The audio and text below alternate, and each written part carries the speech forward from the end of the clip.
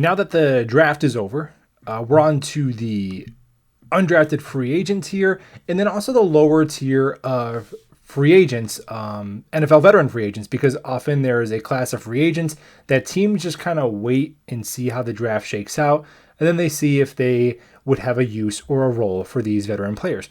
And as the roster sits right now, I think there are three players on my radar that I think would be worthwhile for the Jets to pursue. Obviously, there's guys like Tyrann Mathieu, a big splashy move, but there's also three really solid, under the radar moves that I think would improve the Jets moving forward. Number one, I would like to bring back LDT as a guard and move on from Greg Van Roten. Right? We did that swap last year, and it greatly improved our team. And I think you get him for 3-4 million. You bring Dr. Guard back in. I really like him as a backup swing guard. And now you have your backup swing tackle in Max Mitchell and a good backup interior offensive lineman, and we have some good depth. So I'd make that move.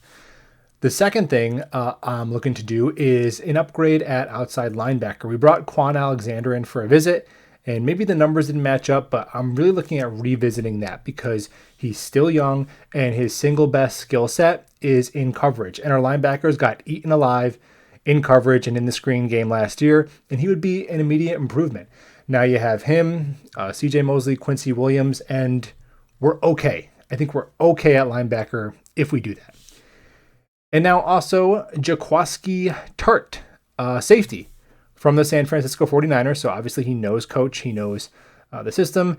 And I still think we could use a little bit of an upgrade over LaMarcus Joyner, who's older, coming off an Achilles tear, and his last season before that wasn't all too impressive anyway. Tartt's a bigger safety, 6'1", 215, and I think he'd probably be a day one starter next to Jordan Whitehead. He's 30 years old, looking for a 1-year deal on the cheap. So you do that.